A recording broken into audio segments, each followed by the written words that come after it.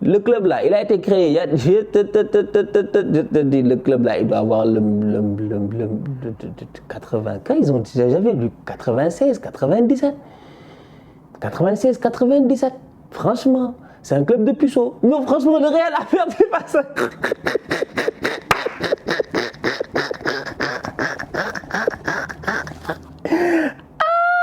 Salam, salam, outsider. Le débrief commence maintenant.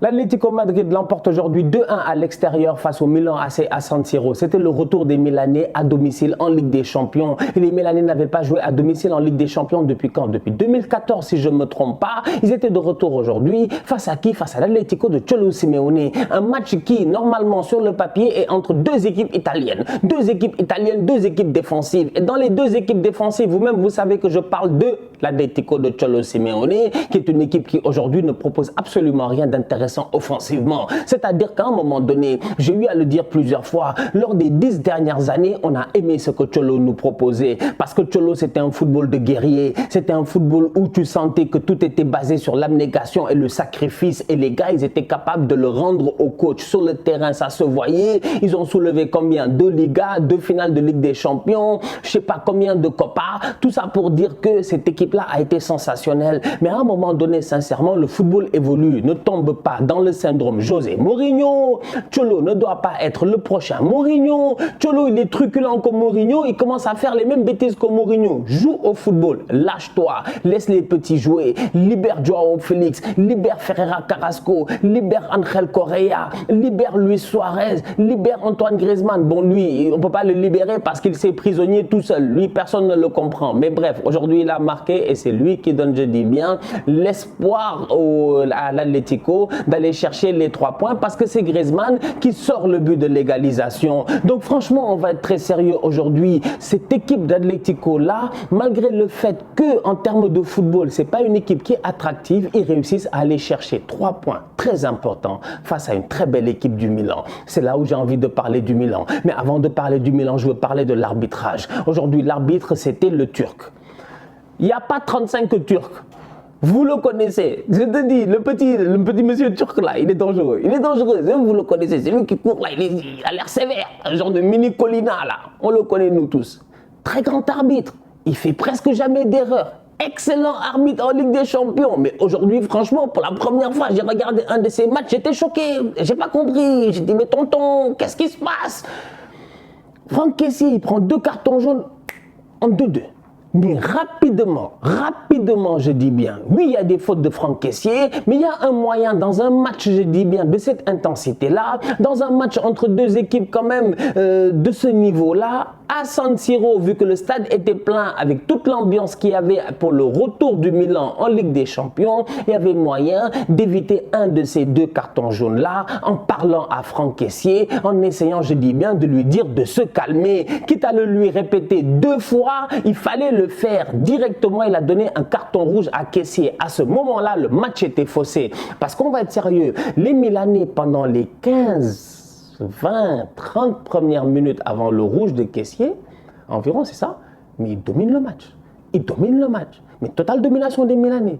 Ante Rebic, c'est un tocard. Alors là, lui, moi, j'ai dit, tu vois, Vincent l'a dit hier, on en discutait, c'est un 9,5. Il a raté un contre 1 face à Oblak, je n'ai pas capté. Quand il y a eu carton rouge, même d'ailleurs, réajustement tactique, on a sorti qui? Ante Rebic. On laisse qui sur le terrain? Raphaël Leao. Il claque sa frappe croisée. Raphaël Leao, il est presque sur le point de claquer un but. Puskas, il n'y aurait même pas eu de discussion. Moi-même, je lui aurais donné, je te dis, je serais allé à la FIFA, on lui aurait donné le prix Puskas parce que la lucidité qu'il a dans la surface de réparation de faire une reprise de volée, ciseaux retournés sur la transversale de Oblak, ce but aurait été magnifique. Donc les Milanais, malgré le fait que l'arbitre leur donne un carton rouge, malgré le fait que l'arbitre, à mon humble avis, il fausse les cartes du jeu très très tôt, les Milanais sont restés solides et même à 10 contre 11, ils ont continué à jouer, ils ont continué à être excellents. Aujourd'hui, sincèrement, l'Atlético gagne face au Milan AC. J'ai envie de dire que l'Atlético, quand même, ils ont eu un peu de chance. Le but de Griezmann est un très beau but, mais les Milanais, ils sont fatigués. Ah ouais, à 10 contre 11 à un moment donné. En plus, à 10 contre 11, ils n'ont pas défendu. D'habitude, les Italiens à 10 contre 11, ils ferment le match. Eux, à 10 contre 11, ils ont continué à sortir. Tu voyais les latéraux sortir. Ça poussait constamment. Mais malheureusement, à la finition, il manquait un peu de lucidité ou du moins, il n'y arrivait même pas. Griezmann, il est frais, il rentre, volé du gauche. Penalty en fin de match, tu comprends pas. Les deux joueurs sont au contact du ballon. Tu veux qu'il fasse quoi, le boy de l'Atlético? Tu veux qu'il fasse quoi, Lemar? Le ballon aurait pu toucher la main de Lemar. Et d'ailleurs, je me demande si ça n'a pas touché la main de Lemar. Bref, faux penalty. Je suis désolé. Là, je dis que l'Atlético, ils s'en sortent. 2-1, belle victoire. Les Milanais perdent et c'est dommage parce qu'ils ont 2 défaites en Ligue des Champions. Et voilà, si tu regardes leurs 2 matchs face à Liverpool et face à l'Atlético, ils ne méritent pas les 2 défaites. C'est dommage. Un peu de manque d'expérience pour cette équipe-là qui revient en Ligue des Champions. On va voir pour le 3e match. Ça risque d'être un match compliqué, dans un groupe très compliqué, où Porto est un peu dos au mur, comme le Milan AC, à ne pas rater. Le Real Madrid perd aujourd'hui 2-1 face au FC Sheriff qui a 6 points. Ils ont 6 points. Le FC Sheriff a 6 points dans le groupe. Je dis bien dans un groupe où il y a l'Inter, le Shakhtar, je dis bien Shakhtar, demi-finaliste d'Europa League, il n'y a même pas l'année du Covid là. Comment ça s'appelle? Le Shakhtar, l'Inter, champion d'Italie, le Real, le vice-champion d'Espagne, le Real, le tenant titre de la compétition historiquement en termes de celui qui a gagné le plus de Ligue des Champions. Ils ont perdu aujourd'hui face à un club, je dis bien, qui a été créé. Mais le club là, il a été créé. Je te dis, le club là, il doit avoir le 80. Quand ils ont, j'avais lu 96, 97. 96, 97. Franchement, c'est un club de puceaux. Non, franchement, le Real a perdu face à...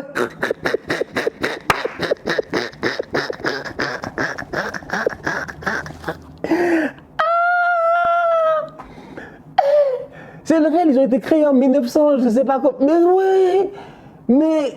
Et voilà, je rigole, hein. Mais le Real, aujourd'hui, ils ont trop bien joué. Mais c'est ça qui me fout dans le football, le paradoxe du football.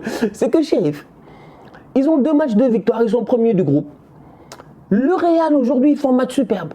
Mais je te dis, tu regardes le match, hein. Le match peut finir 4-1, 5-1, et il n'y aurait pas eu de scandale. Tellement les Madrilènes se sont créés des occasions, tellement ils ont bien joué. Et aujourd'hui, sincèrement, je suis désolé, j'ai envie de dire que ce match-là, ça a été un match qui est bon pour la confiance. C'est-à-dire que le Real a perdu, mais pour la confiance de certains joueurs, c'est bien. Eden Hazard, je l'ai vu tenter des choses qu'il n'a jamais tentées, mais qu'il n'a pas tenté depuis des années. Depuis qu'il a quitté Chelsea, les sombreros, les dribbles, les frappes, il a osé Eden Hazard.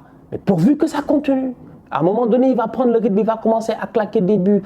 L'autre à côté, ça a été la même chose, franchement. Comment il s'appelle? Camavinga. Camavinga, on lui a donné son temps, ses petites minutes à gauche et à droite. Il a joué son match de Liga, il a été titulaire par-ci, par-là. Aujourd'hui, il arrive en Ligue des Champions. Il sort un très bon match, Camavinga, sincèrement. En toute honnêteté, le Real, aujourd'hui, je n'ai rien à dire. Ils ont été très bons. Vinicius doit marquer des buts, malheureusement. Bon, on sait très bien que le petit n'est pas très fort en finition. C'est pas parce qu'en début de saison, il nous a bluffé vite fait que ça veut dire que Vini va marquer constamment. Donc Vini est capable de temps en temps de retomber dans ses travers. Mais mis à part ça, franchement, Vini ne fait pas un mauvais match. Benzema ne fait pas un mauvais match. Au milieu de terrain, ils font pas un mauvais match. Je dis, le seul problème au Real, c'est qu'ils n'ont pas de latéraux. Donc du coup, le pauvre Nacho, un jour il est au milieu, un jour il est à droite, l'autre jour il est à gauche. Moi-même, je me trompe finalement parce qu'on ne sait pas où est-ce qu'il joue.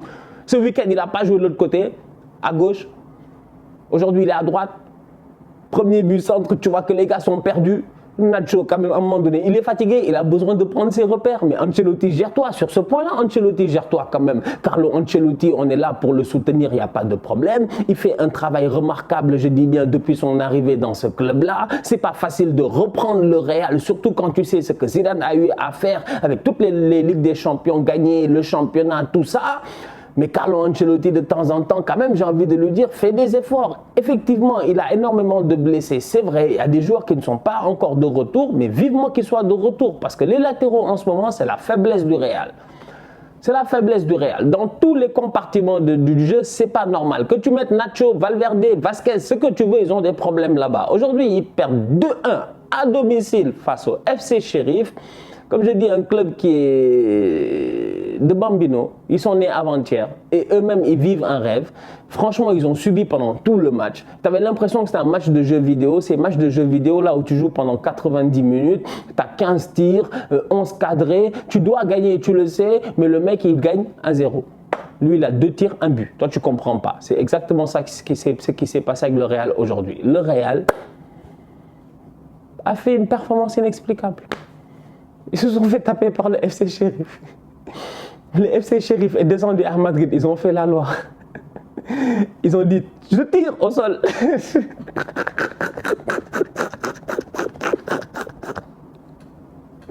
Pardon.